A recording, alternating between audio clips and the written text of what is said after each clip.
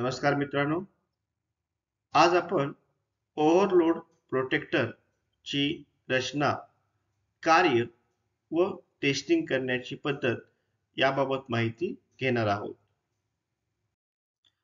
Overload protector is an electrical safety device.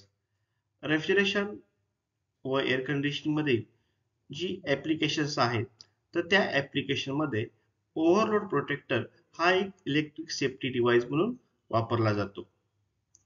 Overload protector to protect the compressor drive motor from current overload.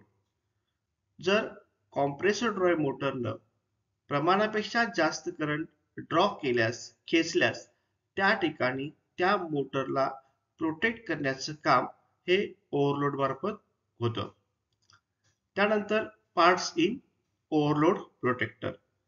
OLP मध्ये heating coil, bimetal, contact points, terminal आणि body असे यामध्ये parts असतात.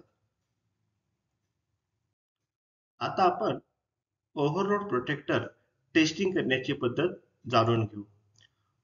सर्वसाधारणपणे overload protector हे दोन वेगवेगळ्या आकारामध्ये बाजारामध्ये उपलब्ध आहेत. त्यामध्ये पहिला जो आकार येतो तो गोलाकार येतो आणि दुसरा जो आकार आहे तो फ्लॅट बॉडी टाइप असा असतो. ओव्हरलोड प्रोटेक्टर चेक करण्यासाठी आपल्याला डिजिटल मल्टीमीटर किंवा डिजिटल क्लॅम्प ऑन मीटरचा वापर करावा लागतो.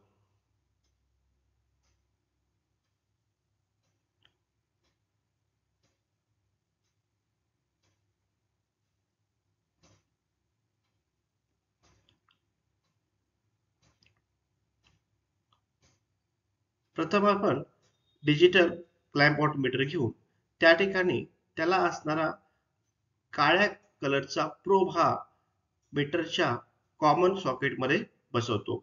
त्यानंतर लाल रंगाचा प्रोब हा ज्या ठिकाणी ओहम असं लिहिलेलं आहे अशा सॉकेटमध्ये बसवतो. तदनंतर सिलेक्टर स्विच मार्फत क्लॅम्प ऑन मीटरवर ओहम ही रेंज सेट केली जाते.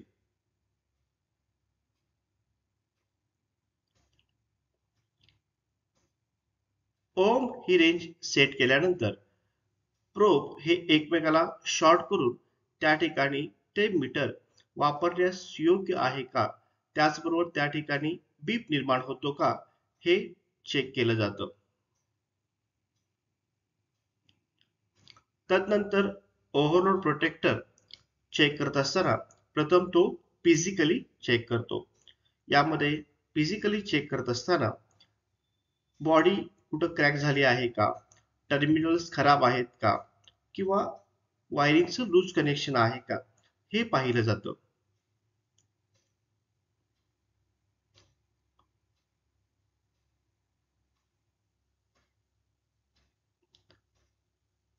त्यानंतर डिजिटल टॉंग टेस्टरच्या व डिजिटल क्लॅम्प ऑन मीटरच्या साहाय्यानं त्या दोन टर्मिनलमध्ये कंटिन्युटी पाहिली जाते. जर त्या ठिकाणी ओव्हरलोड प्रोटेक्टरच्या दोन टोकामध्ये कंटिन्युटी मिळाली तर त्या ठिकाणी तो ओव्हरलोड प्रोटेक्टर हा योग्य समजला जातो. त्याचबरोबर फ्लॅट टाइप ओव्हरलोड प्रोटेक्टर ही चेक करण्याची पद्धत तशीच आहे. यामध्ये हा प्रथम आपण फिजिकली चेक करतो. यामध्ये कॉन्टॅक्ट्स खराब आहेत का हे पाहतो, बॉडी क्रॅक आहे का हे सुद्धा आपण पाहतो. तदनंतर डिजिटल क्लॅम्प ऑन मीटरच्या साहाय्यानं दोन टोकामधील कंटिन्युटी पाहतो. जर त्या ठिकाणी कंटिन्युटी मिळाली किंवा जर त्या ठिकाणी बीप निर्माण झाला तर त्या ठिकाणी तो ओव्हरलोड प्रोटेक्टर वापरण्यास योग्य आहे असं आपण समजतो. जर त्या ठिकाणी कंटिन्युटी मिळाली नाही किंवा बीप निर्माण झाला नाही तर असा ओव्हरलोड खराब आहे असं आपण समजतो. Thank you.